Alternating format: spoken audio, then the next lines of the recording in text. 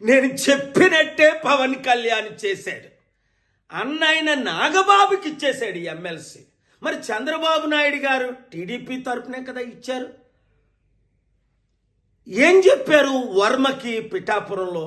నువ్వు పవన్ కళ్యాణ్కి మద్దతు పోటీ చేయకుండా నెక్స్ట్ ఎమ్మెల్సీ నీకే ఇస్తానని దేవుడి సాక్షిగా చెప్పాడు. ఆ వర్మేమో అమరావతిలో, విజయవాడలో పవన్ కళ్యాణ్ చుట్టూ, చంద్రబాబు చుట్టూ తిరుగుతున్నాడు. అయ్యా మీ మాట నిలబెట్టుకోండి అని. బుద్ధుందా వర్మ? వాళ్ళ మాట నిలబెట్టుకోరని అప్పుడే చెప్పాను కదా. మరి ఈ మధ్యని పిఠాపురం మాజీ వైసీపీ ఎమ్మెల్యే దొరబాబు ఎవరో అట మళ్ళీ జనసేనలో చేరాడు. ఒరే నాకు అర్థం అవ్వట్లేదు, అసలు మీకు బుద్ధి బుర్ర ఉందా?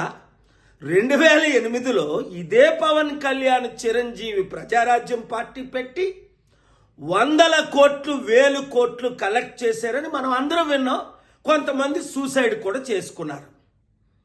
మరి అదే ప్రజారాజ్యం ఇప్పుడు జనసేనగా ఆవిర్భవించిందని అదే చిరంజీవి చెప్తున్నాడు. అంటే అర్థం ఏంటి? అదే పాలసీలతో వచ్చే ఎలక్షన్లో మరలా మేము 100,000 కోట్లు కలెక్ట్ చేస్తాం, మా కుటుంబం మాత్రం ఎమ్మెల్సీ, మంత్రి, ముఖ్యమంత్రి పదవులు అనుభవిస్తాం. తెలివైనోడు ఎవ్వడు ఆ పార్టీలో చేరడు. మూర్ఖులు, గుడ్డోలు, బుర్రలేనోళ్ళు మాత్రమే చేరుతారు అందులో. ఇంకా జనసేన కానీ టీడీపీ కానీ మన లైఫ్లో గెలుస్తుందా?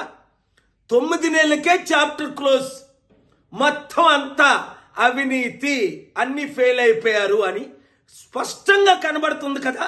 వచ్చేది కేవలం ప్రజాశాంతి పార్టీయే, బడుగు బలహీన వర్గాల పార్టీయే.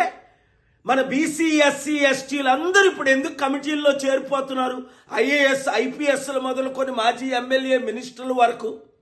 మీరు కూడా ప్రజాశాంతి పార్టీలో చేరండి, ప్రజలకు సేవ చేయండి. కుటుంబ కుల పార్టీకి ఇప్పుడైనా గుడ్ బై చెప్పండి.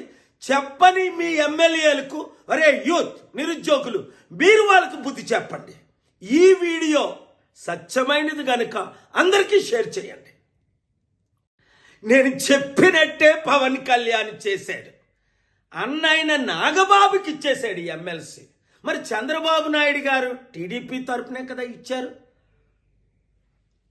ఏం చెప్పారు వర్మకి పిఠాపురంలో? నువ్వు పవన్ కళ్యాణ్కి మద్దతు పోటీ చేయకుండా నెక్స్ట్ ఎమ్మెల్సీ నీకే ఇస్తానని దేవుడి సాక్షిగా చెప్పాడు. ఆ వర్మేమో అమరావతిలో, విజయవాడలో పవన్ కళ్యాణ్ చుట్టూ, చంద్రబాబు చుట్టూ తిరుగుతున్నాడు. అయ్యా మీ మాట నిలబెట్టుకోండి అని. బుద్ధుందా వర్మ? వాళ్ళ మాట నిలబెట్టుకోరని అప్పుడే చెప్పాను కదా. మరి ఈ మధ్యని పిఠాపురం మాజీ వైసీపీ ఎమ్మెల్యే దొరబాబు ఎవరో అట మళ్ళీ జనసేనలో చేరాడు. ఒరే నాకు అర్థం అవ్వట్లేదు, అసలు మీకు బుద్ధి బుర్ర ఉందా? 2008లో ఇదే పవన్ కళ్యాణ్ చిరంజీవి ప్రజారాజ్యం పార్టీ పెట్టి 100 కోట్లు 1000 కోట్లు కలెక్ట్ చేశారని మనం అందరం విన్నాం. కొంతమంది సూసైడ్ కూడా చేసుకున్నారు. మరి అదే ప్రజారాజ్యం ఇప్పుడు జనసేనగా ఆవిర్భవించిందని అదే చిరంజీవి చెప్తున్నాడు. అంటే అర్థం ఏంటి? అదే పాలసీలతో వచ్చే ఎలక్షన్లో మరలా మేము 100,000 కోట్లు కలెక్ట్ చేస్తాం, మా కుటుంబం మాత్రం ఎమ్మెల్సీ, మంత్రి, ముఖ్యమంత్రి పదవులు అనుభవిస్తాం. తెలివైనోడు ఎవ్వడు ఆ పార్టీలో చేరడు. మూర్ఖులు, గుడ్డోలు, బుర్రలేనోళ్ళు మాత్రమే చేరుతారు అందులో. ఇంకా జనసేన కానీ టీడీపీ కానీ మన లైఫ్లో గెలుస్తుందా? 9 నెలలకే చాప్టర్ క్లోజ్. మొత్తం అంతా అవినీతి, అన్ని ఫెయిల్ అయిపోయారు అని స్పష్టంగా కనబడుతుంది కదా. వచ్చేది కేవలం ప్రజాశాంతి పార్టీయే, బడుగు బలహీన వర్గాల పార్టీయే. మన బీసీ, ఎస్సీ, ఎస్టీలు అందరూ ఇప్పుడు ఎందుకు కమిటీల్లో చేరిపోతున్నారు? ఐఏఎస్, ఐపీఎస్లు మొదలుకొని మాజీ ఎమ్మెల్యే, మినిస్టర్ల వరకు. మీరు కూడా ప్రజాశాంతి పార్టీలో చేరండి, ప్రజలకు సేవ చేయండి. కుటుంబ కుల పార్టీకి ఇప్పుడైనా గుడ్ బై చెప్పండి.